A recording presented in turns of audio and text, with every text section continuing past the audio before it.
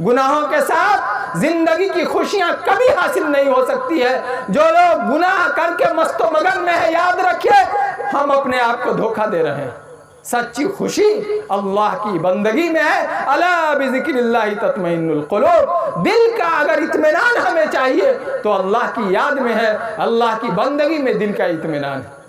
जिंदगी की सच्ची खुशियां अल्लाह तबारक व तआला की याद में रखी हुई है। मेरे भाइयों और बुजुर्गों, नबी अकरम सल्लल्लाहु अलैहि वसल्लम ने गाने की मजम्मत बयान फरमाई है। कुरान मुक़द्दस में गाने के वबाल को बयान किया गया है। हम सब की जिम्मेदारी है बहैसियत मुसलमान कि हम इंतहाई हिम्मत और हौसला के साथ इस बात की कोशिश करें कि हमारे घरों के अंदर हमारी औरतें भी गाना न गाए और हमारे नौजवान भी इस डीजे और इस डेक पर जो डांस करने का ये एक अजीब वबा आई है और बढ़ती चली जा रही है।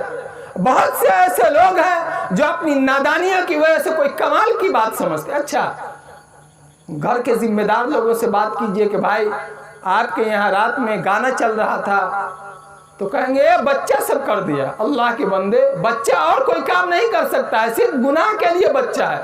हर आदमी शक, आप अगर राजी हैं, बात बात पे आदमी अपने बच्चा को, अपने बहू को घर से निकाल देता है, लेकिन गाने बजाने पर कोई बात नहीं।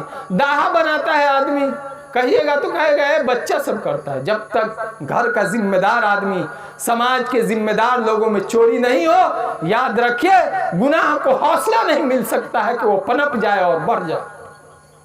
कहीं ना कहीं जाकर कहीं ना कहीं किसी की पुष्टपनाही हासिल होती है और आदमी गुनाह करता है और दूसरों को गुनाहों में शामिल करता है। ये जो गाने को ज़िना की सीढ़ी भी कहा गया है, गाने को ज़िना की सीढ़ी कहा गया है। गाना आदमी को ज़िना की तरफ ले जाता है। अच्छा देखिए, अभी जो ये भोजपुरी और किस किस तरह का गाना आया है, कितने गंदे गंदे गाने गाए जाते हैं। और शादी के मौका पर तो इस पर और हैरानी होती है कि सारे रिश्तेदार जमा होते हैं। मर्दों में भी सारे रिश्तेदार, औरतों में भी सारे रिश्तेदार, माँ बहन बेटी खाला फूफी, ये रिश्तेदार वो रिश्तेदार, और सारे रिश्तेदार जमा होते हैं। लेकिन एक नौजवान किस तरह से इतने गंदे गंदे गानों को अपनी माँ और अपनी बहनों को के सामने में लगाता है और सुनता है। हैरानी, कोई मना नहीं करता है। बाप अपने बेटे से नहीं मना करता है कि बेटा तुम्हें शर्म नहीं आती है, इस घर में तुम्हारी माँ है, बहन है, खाला फूफी है, ममानी है, नानी है, कितने रिश्तेदार जमा है। और कोई भाई अपने भाई को नहीं समझाता है कि तुम कितना गंदा काम कर रहे हो। और हमारी माँ और बहनों पर भी अफसोस होता है कि कोई माँ अपने बेटे को नहीं कहती है कि बेटा तुम्हें शर्म नहीं, कि तुम इतना गंदा गाना लगाए हुए हो। कोई बहन अपने भाई को नहीं कहा कि भाई तुम्हें शर्म नहीं आती है कि तुम हम लोगों के सामने में इज्जत और वकार को तार तार करने वाले गाने लगाए हुआ है। कोई खाला मना कर दे, फूफी मना कर दे, नानी मामा कर दे, ममानी मामा मना कर दे, कोई मर्द मना कर दे, कोई औरत मना कर दे कि तुमने इतने गंदे गानों को क्यों लगाया है। और इतने घरों के अंदर तो छोड़िए, इतने माइक के साथ, इतने हॉर्न के साथ, और रात के उस तारीकी में कि आखिरी शब में अल्लाह तबारक व तआला आसमान दुनिया पर नाजिल होते हैं और ऐलान करते हैं कि है कोई ज़रूरतमंद आया मुझसे मांगे। रात के उस सन्नाटे में जिस वक्त आदमी को अल्लाह के लिए 2 रकात पढ़ना चाहिए, अल्लाह से अपने गुनाहों की माफ़ी मांगना चाहिए, ऐसे वक्त में आदमी फिजा को, हवा को गानों से और गंदगियों से भर देता है। इसलिए मेरे भाइयों और बुजुर्गों, कमाल खुदावंद कुद्दूस की बंदगी के अंदर है, हया जेवर है। एक जगह हुजूर सल्लल्लाहु अलैहि वसल्लम ने फरमाया, अल ईमानु बिज़ुम व सबून शोबतन, कि ईमान के 70 से ज़्यादा दर्जे हैं, 70 से ज़्यादा शोबे हैं। उसमें सबसे अफजल ला इलाहा इल्लल्लाह कहना है, और आखिरी दर्जा तकलीफ दे चीज़ों को रास्ते से हटा देना है, इमाततुल अज़ा अनित तरीक़ वल हयाउ शोबतुम मिनल ईमान। और ये जो शर्म है अच्छा, ये सब बेशर्मी के नतीजे हैं। शर्म को कहा कि शर्म ईमान का हिस्सा है। आपने फरमाया अल हया वल ईमान कुराना, कि ईमान और शर्म दोनों जुड़वा हैं। अगर हया कहीं नहीं है तो समझिए ईमान भी नहीं है, अगर कहीं ईमान नहीं है तो समझिए कि उसमें शर्म भी नहीं होगी। बेईमानी के साथ शर्म नहीं जमा हो सकती है, बेशर्मी के साथ ईमान नहीं जमा हो सकता है। नबी अकरम सल्लल्लाहु अलैहि वसल्लम से एक सहाबी ने पूछा औसीनी या रसूल अल्लाह, मुझे वसीयत फरमा दीजिए। तो आपने फरमाया उसी का तस्तही मिन अल्लाह अज़्ज़ा वजल कमा तस्तही रजुलन मिन सालिही कौमिक, कि देखो तुम अल्लाह से शर्म करो। अल्लाह हर जगह है, रात में भी अल्लाह है, अकेले में भी अल्लाह है, दिन के उजाले में भी अल्लाह। अल्लाह ऐन 12 बजे सूरज की रोशनी और चमक दमक के वक्त जिस तरह अल्लाह देखता है, उसी तरह रात की तारीकी और सन्नाटे में भी जहां इन नजरों को सुझाई नहीं देती हो, उस वक्त भी अल्लाह तबारक व तआला उसी तरह देखते हैं। कहा कि अल्लाह से शर्म करो जिस तरह तुम अपने कौम और समाज के नेक लोगों से शर्म करते हो।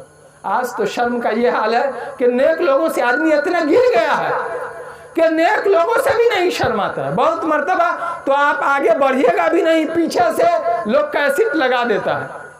दिल के अंदर जो बदमाशी भरी हुई है वो, अच्छा ये होता क्या है, आदमी एक गुनाह करता है, हदीस शरीफ में है, गुनाह किया, तौबा कर लिया, अल्लाह ताला दिल को साफ कर देते हैं। गुनाह से दिल पर सियाह धब्बा लगता है, नुक्ता लगता है। लेकिन आदमी जब तौबा नहीं करता है तो नुक्ता लगते लगते दिल इतना सियाह हो जाता है कि दिल पर मोहर लग जाता है। अब उस पर कोई नहीं असर नहीं, कोई तमीज, आलिम है कोई तमीज नहीं, ईमान वाला है कोई तमीज नहीं, माँ है, बहन है, बेटी है, किसी की कोई तमीज नहीं। इसीलिए आप देखते हैं कि कुरान क्या है, गाना क्या है, कारी हनीफ साहब की तकरीर क्या है, मौलाना तारिक जमील साहब की तकरीर क्या है, बयान किया है, और किसी हीरो और किसी हीरोइन के गाने किया है, कोई तमीज़ आदमी में नहीं। इसलिए मेरे भाई और बुजुर्गों, हमें अपने अंदर शर्म पैदा करने की ज़रूरत है। हज़रत बकर रज़ी अल्लाह तबारक व तआला अन्हु ने एक मरतबा इरशाद फरमाया था, ऐ मुसलमानों की जमात, अल्लाह से शर्म इख्तियार करो।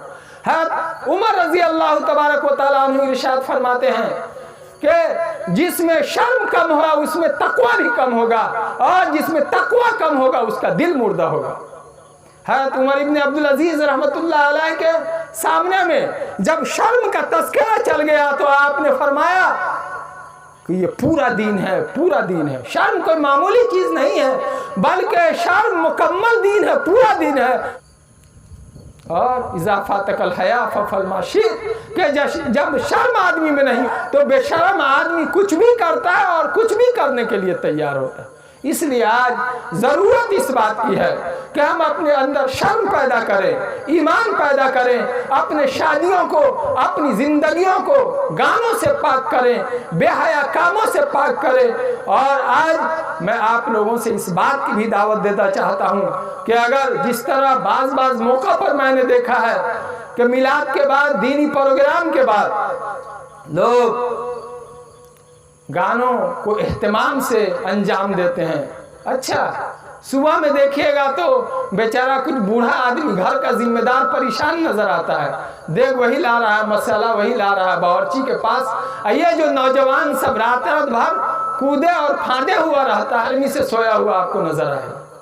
दूसरे लोग परेशान हैं, औरतें सवेरे से उठ के प्याज छील रही है, ये बेचारा रात भर डांस घर के बिस्तर पर पड़ा हुआ है, यह किसी काम का भी नहीं रहता है। शुरू से घूमता फिरता इंतजार में होता है कि कब दुआ खत्म हो, और उसके बाद ये अपने शैतानी अमल को अंजाम देने के लिए तैयार खड़ा रहता है। फिर जब सुबह के वक्त काम की बारी आती है, इसके घर शादी में मेहमान आने वाले हैं, अब जरूरत है अमल पर खड़ा होने के लिए, तो उस वक्त भी इधर औंघाया, उधर लाचार, उधर मजबूर लड़खड़ाता हुआ आपको नजर आए। इसलिए यह कोई मामूली चीज नहीं है। गाने को हमारी औरतों को भी समझना चाहिए कि यह इंतहाई खतरनाक चीज है। हमारे मर्दों को भी समझना चाहिए कि यह इंतहाई खतरनाक चीज है।